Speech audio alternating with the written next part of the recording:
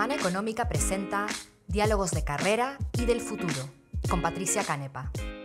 Bienvenidos al podcast Diálogos de Carrera y del Futuro, un espacio creado para inspirar y promover una mentalidad de futuro en el trabajo. Soy Patricia Canepa y una vez al mes conversaré con personas disruptivas, tecnológicas, emprendedoras, en fin, personas que se convierten en un ejemplo para otros porque piensan y actúan con un mindset de futuro. Hoy tengo el gusto de conversar con Daniel Falcón, fundador y CEO de Neo Consulting, consultora en innovación y estrategia digital con oficinas en Lima y Santiago. Bienvenido, Daniel. Un gusto, Patricia, un gusto estar contigo. Gracias. Felices de tenerte por acá. Daniel, quería además felicitarte. Neo está a puertas de cumplir 20 años en el mercado y ese es todo un logro que nos enorgullece muchísimo. En este tiempo te has convertido en un punto de referencia en tecnologías emergentes, estrategia digital, e-commerce, transformación digital. Han sido además reconocidos como empresa B por cumplir los más altos estándares sociales, ambientales y económicos, además de haber recibido un premio en e-commerce. Son actualmente partners de Google y ávidos productores de contenidos, libros, etc. Tú personalmente eres socio de Human, otra consultora especializada en agilidad empresarial y cultura digital. Eres director de los programas de posgrado, de transformación digital y marketing digital de la Universidad del Pacífico y director de investigación en Futuro Labs, entre otros cargos. Eres bachiller en negocios de la San Marcos, cuentas con una maestría en psicología organizacional de la Ricardo Palma y estudios de posgrado en Kellogg. Realmente es un honor poder conversar contigo esta mañana. Daniel, me gustaría empezar con tu visión del futuro del trabajo. ¿Cómo te imaginas que va a ser el futuro? ¿Y qué tipo de preparación o conocimientos sientes que hoy tienen demanda insatisfecha y que van a servirnos mucho más en el futuro? Bueno, gracias por el mensaje. Primero, Pati, mira, yo veo el futuro como algo que va a cambiar muchos de los paradigmas que tenemos hasta ahora definidos. Va a ser el primer paradigma, creo que ya lo estamos sintiendo ahora. Vamos prácticamente un año trabajando desde casa.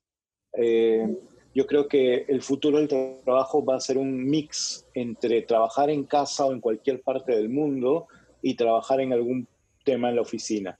En nuestro caso, en NEO hemos decidido ir 100% online y esperamos que unos meses más también ser asíncronos, es decir, no tener e ir flexibilizando los horarios de trabajo que se adecúen más a los tiempos y ciudades de donde trabajan las personas. Eso es lo primero. Lo segundo, yo creo que de alguna u otra manera todos vamos a terminar siendo freelance. Vamos a tener que trabajar por proyectos, trabajar de alguna manera mixta también, vamos a tener que verlo y adecuarnos también a eso. Lo tercero, todo va a tener que ver mucho con tecnología y con digital, sea que trabajemos en finanzas, en marketing, en logística. Vamos a tener que tener una base, como antes se decía que tenías que saber de inglés y tal vez de Excel, ahora tienes que saber de las tecnologías digitales para poder hacer tu trabajo y ser competitivo en el mercado. Lo cuarto, yo creo que hay esta combinación de, sí, tienes que tener una especialidad, por supuesto, pero vas a tener que tener una amplitud de conocimiento muy general, tal vez no se va a poder, por supuesto, a un nivel muy profundo, pero a un nivel de entender mucho de negocio, de temas de diferentes puntos que tengan en relación, porque todo va a ir cambiando. Ya no puedes decir que trabajas en un sector y no va a venir otra empresa de otro sector, una empresa emergente que va a cambiar, entonces vas a tener que entender mucho de eso. Yo te diría que eso se va a buscar personas mucho más flexibles, mucho más adecuadas. Nadie puede decir exactamente cómo va a ser, pero que va a cambiar mucho, totalmente, eso sí queda claro. Ya, y entonces, rescatando esto último que estás hablando de perfiles más flexibles y adecuados, ¿qué cosa buscas tú, qué tres cosas buscas tú en alguien que estás contratando en Neo, desde el punto de vista que es una empresa bastante enfocada en los temas que apuntan hacia el futuro. ¿Qué tres cosas son importantes para ti cuando contratas a alguien? Mira, lo que buscamos es que la persona cumpla 4 valores corporativos en la organización. Voy a sumar uno al pedido de 3. El ¿Ya? primero, ineludible, es el tema de la integridad. Nosotros en la organización ponemos a disposición de las personas mucha información del know-how de la organización y también, por supuesto, del conocimiento de la empresa, de nuestros clientes. Ellos nos dan mucha información y tenemos firmados contratos y todo. Ujú. Siempre buscamos tener todo en documentado, pero finalmente es la integridad de la persona la que nos interesa claramente. Una persona que tenga valores, que tenga ética, que tenga transparencia en la forma de actuar. Eso es ineludible. Sin ese componente no tomamos a nadie en ese punto. Lo Perfecto. siguiente es el tema de aprendizaje constante, ¿ya? El año 2000, 2001 que empezamos la empresa, nos dimos cuenta de que algo que caracterizaba a las personas que estábamos empezando la organización era que nos gustaba leer, aprender, ver cosas y nos dimos cuenta que este componente digital en ese momento de Internet iba a cambiar mucho y teníamos que leer todo el tiempo, revisar, probar, experimentar. Aprender constantemente y sentirte cómodo con ello es extremadamente importante para nosotros. Una propuesta de valor que tenemos para nuestros clientes es la transferencia de conocimiento. Nosotros Ujú. decimos, esto es de ustedes, todo lo que sabemos es de ustedes, no hay cajas negras, yo te lo voy a dar y voy a hacer que tu equipo forme. Pero eso genera una obligación en nosotros en aprender algo nuevo para volver a sentarnos en la mesa y decir, mira, y ahora aprendí esto nuevo, ¿quieres que veamos algo con algún proyecto con ustedes o todos? Porque lo otro ya te lo di. Ujú. Ese tema del aprendizaje, esa curiosidad, esa avidez por no saber una respuesta, encontrar, ver, es importantísimo. Lo tercero tiene que ver con la orientación a resultados. La organización, o sea, algo que NEO se caracteriza para nuestros clientes es, normalmente nos llaman, ayúdame a vender más, ayúdame a generar más prospectos, ayúdame a mejorar el posicionamiento de mi marca. Nosotros tenemos que orientarnos a resultados. ¿Cómo logramos realmente lo que nos piden y encontrar y tener las habilidades y la intención y la actitud para poder hacerlo? Y lo final es el tema de la innovación, ¿no? Es buscar siempre una nueva forma de hacer las cosas, criticar lo que no está bien dentro de la organización y empezar a buscar siempre con una idea de por lo menos cómo debería ser. Y esos 4 componentes son algo que desde que fundamos la organización siempre lo venimos buscando y creo que durante el tiempo se han visto incluso más reforzados con lo que es en sí la esencia de la organización. Y para esto nos importa mucho más la actitud que el conocimiento. El conocimiento lo podemos formar, la actitud es mucho más difícil de trabajar. Precisamente veo que de las cuatro cosas que hablas, realmente tres tienen que ver con más esta actitud. Y la última innovación se podría decir que es como podría ser la habilidad para innovar, ¿no? Pero en todo caso me encantan y están bien sintonizadas, menos mal, con lo que decimos en el libro que acabamos de escribir sobre el futuro del trabajo. Así que me quedo muy tranquila. Ahora, una vez me comentaste, o siguiendo con el tema de los perfiles, Daniel, una vez me comentaste que en NEO habían asumido el compromiso de contratar a personas de provincia, así como también contratas a personas del extranjero. ¿A qué propósito obedece esto y cómo les ha ido con esta estrategia? Mira, el propósito de NEO es atraer y desarrollar personas que vean en digital una forma de generar resultados para las empresas que nos contratan teniendo claro que buscamos hacer un mundo más consciente. Uh-huh. Al buscar atraer personas, nosotros creemos que sería muy limitado pensar que Lima es el único sitio o ciertas universidades o ciertas instituciones educativas son las que concentran completamente a esa calidad de persona. Uh-huh. Hemos experimentado mucho con acuerdos con universidades en el interior del país. Nos ha ido, te diría, muy bien. O sea, yo creo que esta intención de tener personas En este momento tenemos personas de 7 ciudades diferentes trabajando. En este momento hay como 15 personas, 12 personas, entre 12 y 15 ahorita, que están trabajando desde algún lugar del mundo y muchas de ellas de Arequipa, de Chiclayo, de Huancayo, de Piura, de Trujillo, de Cusco, y nos ha ido súper bien porque el talento no está restringido a una ciudad ni a una institución educativa. Esto es muy importante porque las personas de provincia aportan algo al equipo que es muy, muy valioso. Aportan el apreciar bastante las oportunidades, el dar una milla extra, porque está en una ciudad diferente. En algunos casos, cuando teníamos la oficina física, estaba en un lugar diferente y realmente eso ha contribuido a que nuestra cultura como organización se vea fortalecida. Asimismo, el tema de tener personas del extranjero, en este momento tenemos personas de Venezuela, de Alemania, de Suecia, de España, de Francia, y ellos también traen mucho una visión diferente, ¿no? Tenemos un chico, por ejemplo, alemán, que estuvo trabajando con nosotros 2 años. Cuando se fue a hacer su maestría en Suecia, una maestría súper buena en Suecia que la había conseguido, nos pidió y vimos una forma de que él igual siguiera trabajando para nosotros, por supuesto menos cantidad de horas, pero él mientras hace su maestría está dándonos me parece, unas 20 horas o 30 horas mensuales, pero lo interesante de él es que realmente lo que él está aprendiendo, que es súper novedoso para el tema experiencia, y él es una persona muy dedicada y muy abierta a enseñar y compartir, lo que él va aprendiendo lo va transfiriendo al equipo, tiene una posición de un punto de vista diferente viviendo en Suecia y siendo alemán y habiendo vivido con la experiencia en Perú, o sea, te enriquece. Igual ahora tenemos una chica en Berlín que ya está terminando su maestría también y también nos está trabajando desde allá y nos permite hacer selección también para algunos países de Europa y todo.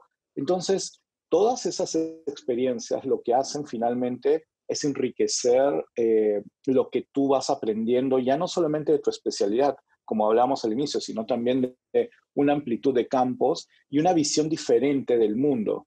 Y yo creo que finalmente lo que hace que se entregue una propuesta de valor más, con más fuerza es esta distinta procedencia, visión, experiencia de las personas que conforman la organización, ¿no? Y no, yo lo recomiendo para todas las organizaciones que puedan abrirse primero a todo el país. Yo creo que ahora ya no hay ninguna razón por la cual una persona no podría estar trabajando desde Iquitos para Lima o de alguna parte de Latinoamérica o incluso del mundo.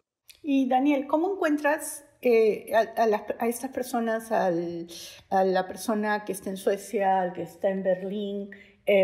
¿Es a través de plataformas de freelance? ¿Es a través de los viajes que haces? ¿A través de redes? ¿Cómo llegas a estas personas? Es una combinación de varios factores, pero sí tiene que ver mucho los viajes.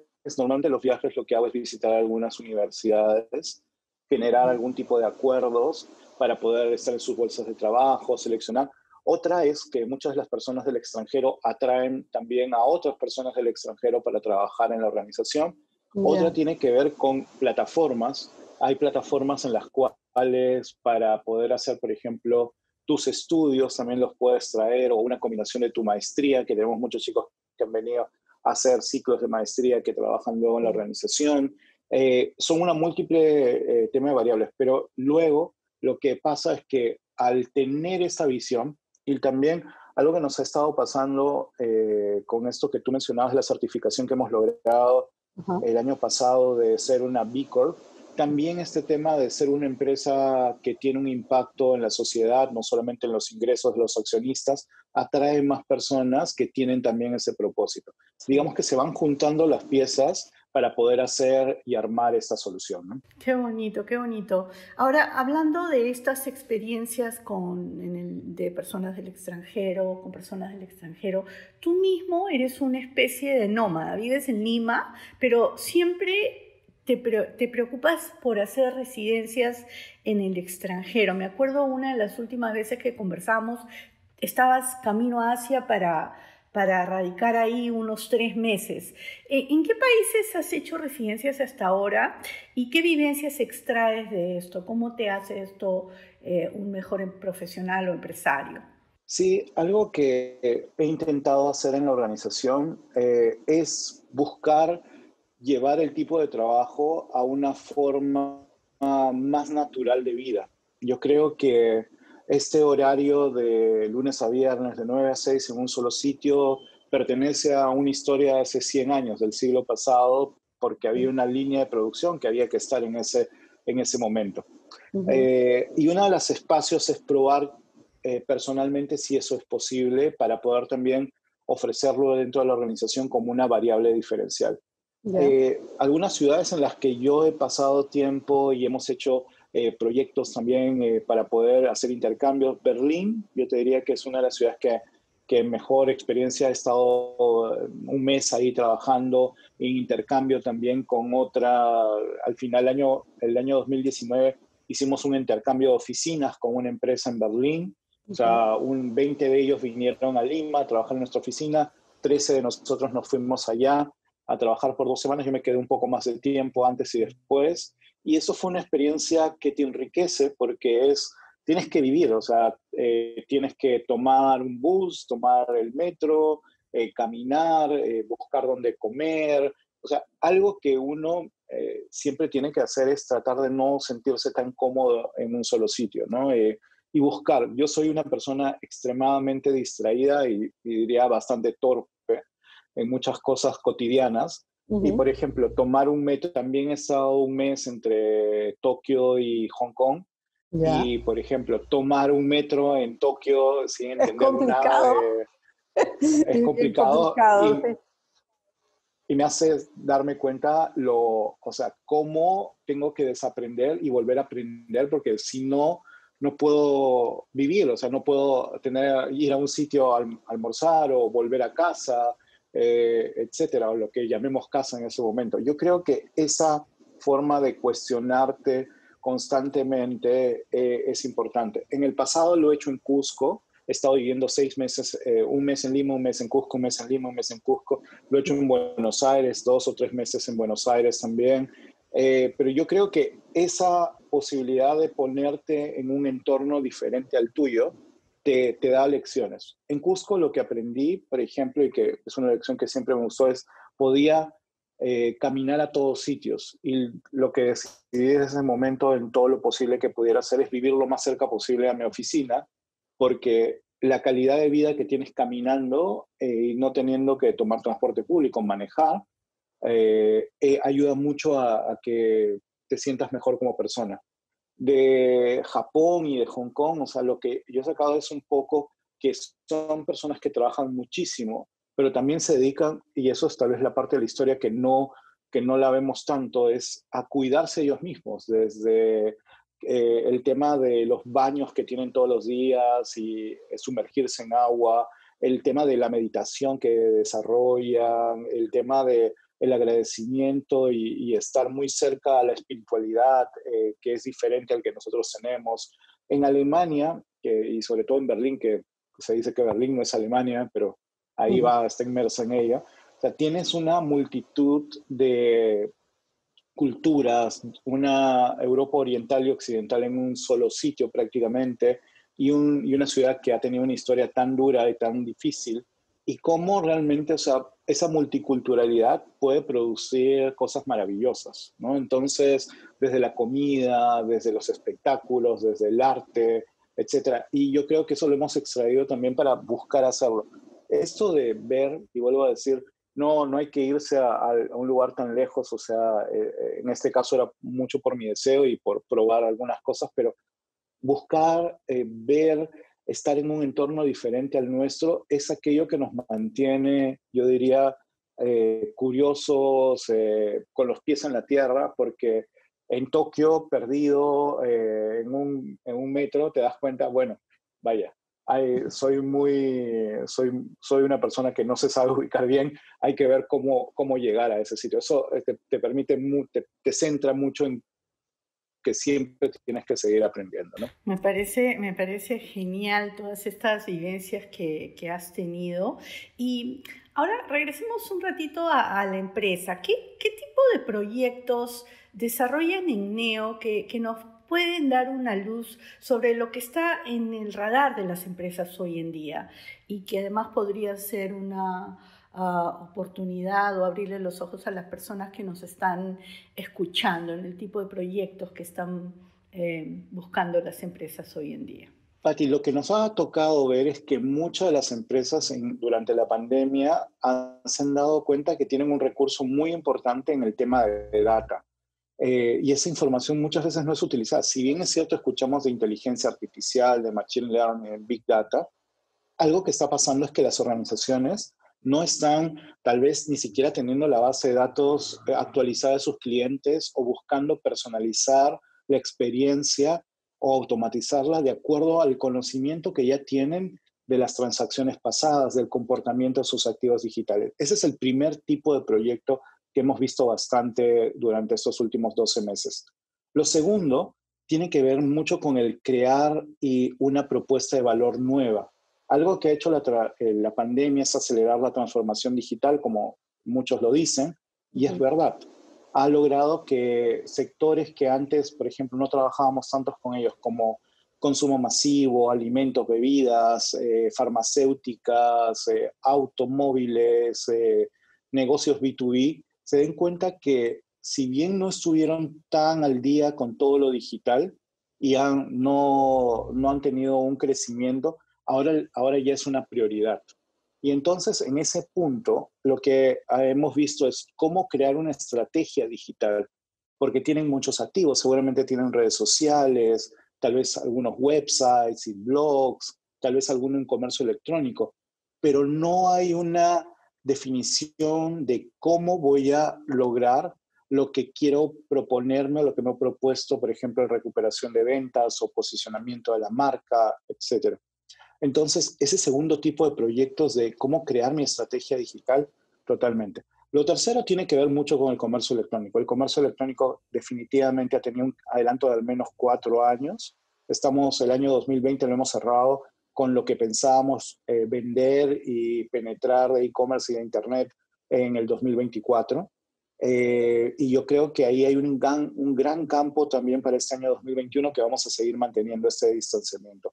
Yo les diría que realmente por ese lado, ver mucho estrategia digital, transformación digital, comercio electrónico y basado en data, son de los componentes que yo diría donde hay que invertir porque ahora hay mucha más necesidad y no existe todavía la oferta que los consumidores y las personas necesitamos.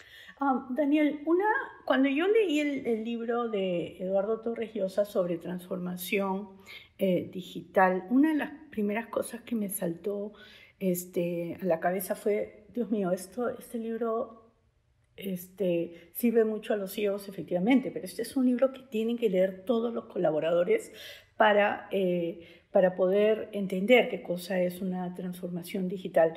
Tú enseñas marketing digital y transformación digital, pero muchas personas pueden pensar, sí, esto es solo para los de marketing o esto es solo para los que pueden liderar una transformación.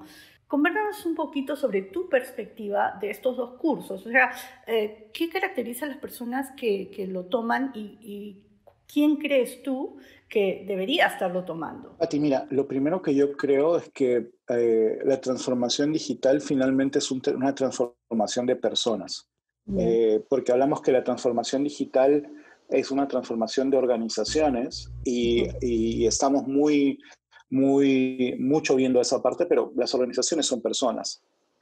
Yo creo que los alumnos que siguen los programas de transformación digital en la Pacífico y en general en otras universidades, porque hay una vocación de aprender nuevas cosas, de poder adquirir competencias, tienen una avidez por entender y poder aplicar. Yo creo que ahí es algo que me pasa en la universidad, que algunas de las clases, sobre todo ahora online, llega un momento en que hay tantas preguntas o hay tantas intervenciones que hay que ir el trabajo de facilitación es extremadamente importante para poder cumplir con los contenidos. Yo creo que el perfil que sigue un programa, un curso de transformación digital o de marketing digital, es una persona interesada en su propia transformación.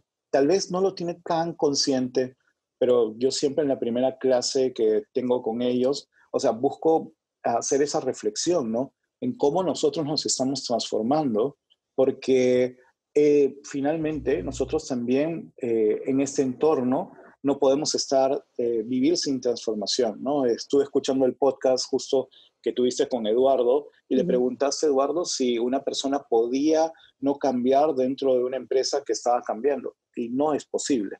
Una persona tiene que cambiar.